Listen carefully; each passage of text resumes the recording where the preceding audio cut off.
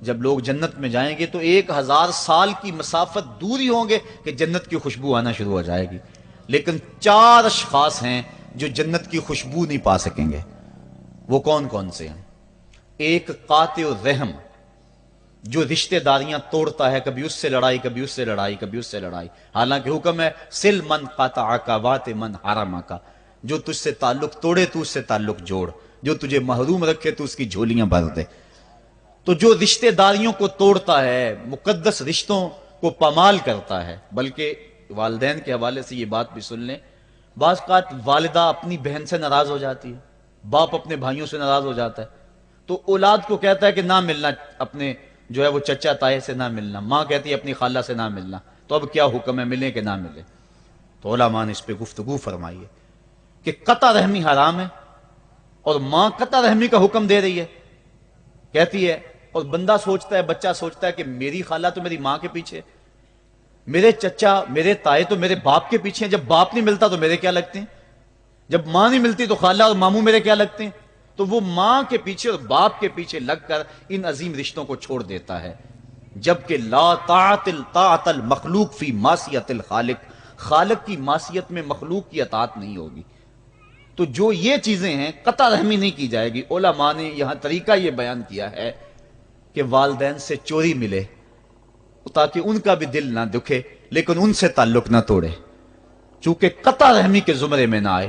تو 4 اشخاص ہیں قیامت کے دن جو جنت کی خوشبو بھی نہیں پائیں گے، ان میں سے قطع رحمی کرنے والا، دوسرا بوڑھا زانی، اور تیسرا تکبر کی وجہ سے ٹخنوں سے نیچے شلوار لٹکانے والا، اور چوتھا والدین کی نافرمانی کرنے والا۔ حضور فرمایا یہ 4 اشخاص ایسے ہیں کہ جو جنت کی خوشبو بھی نہیں پائیں گے۔ اور ایک اور 4 اشخاص کی کہانی سنو۔ حضور نے ارشاد فرمایا، اے عمر، اگر مجھے لوگوں کے سست ہو جانے کا ڈر نہ ہو تو میں تمہیں یہ بات کہوں کہ اس خبر کو جا کے گلی بازاروں میں بتا دو اور 4 اشخاص کی جنت کی گواہی دے دو کہ انہیں جنت میں جانے سے کوئی شے نہیں روک سکتی۔ عرض کی حضور کون کون؟ فرمایا ایک وہ عورت جس نے اپنی ساری محبتیں اپنے خامد پہ نچھاور کر دیں اور وہ اس حال میں مری کہ اس کا خامد اس پہ راضی تھا، جنت میں جانے سے اس کو کوئی شے نہیں روک سکتی۔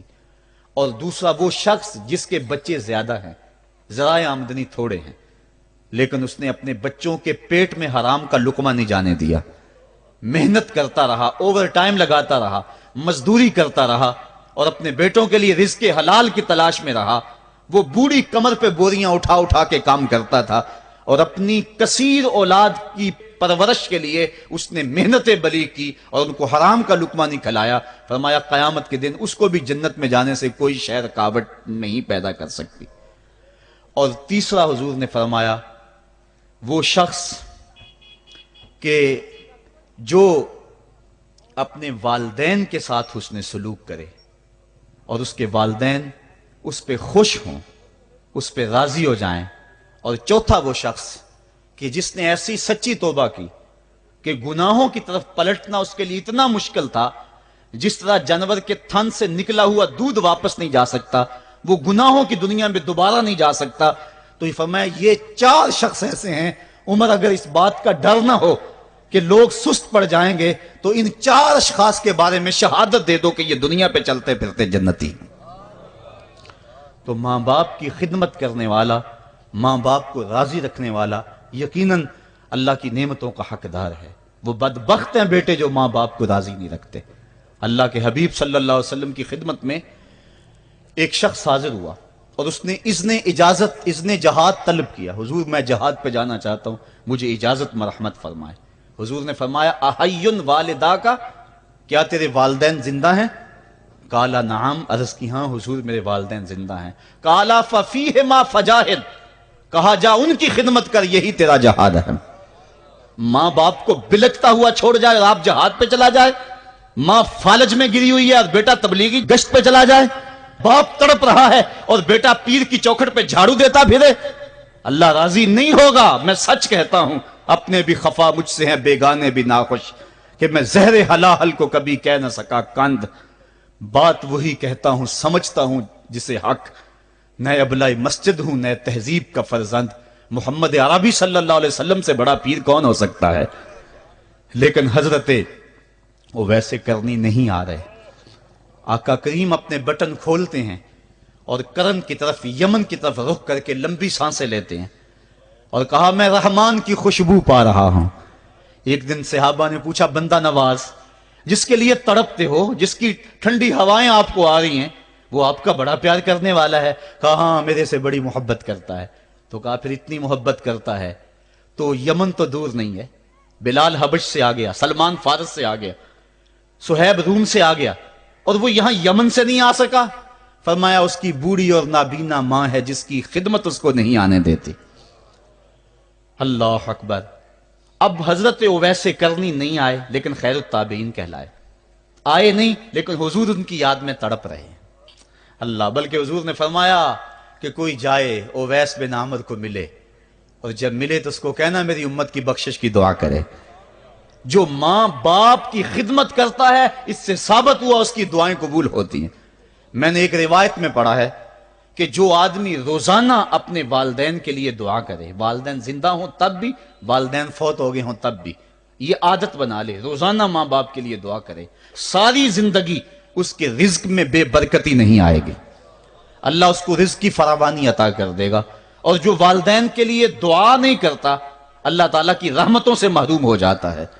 حضرت ابو ہریرہ رضی اللہ تعالیٰ عنہ جب بھی ہاتھ اٹھاتے تھے تو یہ دعا کرتے تھے، اللہم اغفر لابی ہریرہ ولأمی ولمن استغفر لہما، اے اللہ ابو ہریرہ کو بخش دے، حضرت ابو ہریرہ کی ماں کو بخش دے، اور قیامت تک جو ہم دونوں کے لیے بخشش کی دعا کرے اس کو بھی بخش دے۔ حضرت امام محمد بن سیرین ایک بزرگ ہوئے تابعی، جب بھی دعا کرتے تھے یہ دعا ضرور کرتے تھے، اے اللہ ابو ہریرہ کی بخشش کر دے۔ کسی نے کہا کہ تمہیں ابو ہریرہ رضی اللہ تعالیٰ نے ان کی ماں سے بڑی ہمدردی ہے؟ کہا ان سے جو ہمدردی ہونی ہے وہ تو ہونی ہے۔ انہوں نے کہا ہوا ہے اللہ ابو ہریرہ اور ان کی ماں کو بخش دے، جو ان کے لیے دعا کرے اس کو بھی بخش دے۔ تو میں دعا کر کے اپنی بخشش پکی کر رہا ہوں۔ تو والدین کے لیے دعا کرنا اللہ کی رحمت کو دعوت دینا ہے۔ تو فرمایا کہ جاؤ اویس بن عامر کو جانا اور جا کے اس کو میری امت کے لیے دعا کا کہنا۔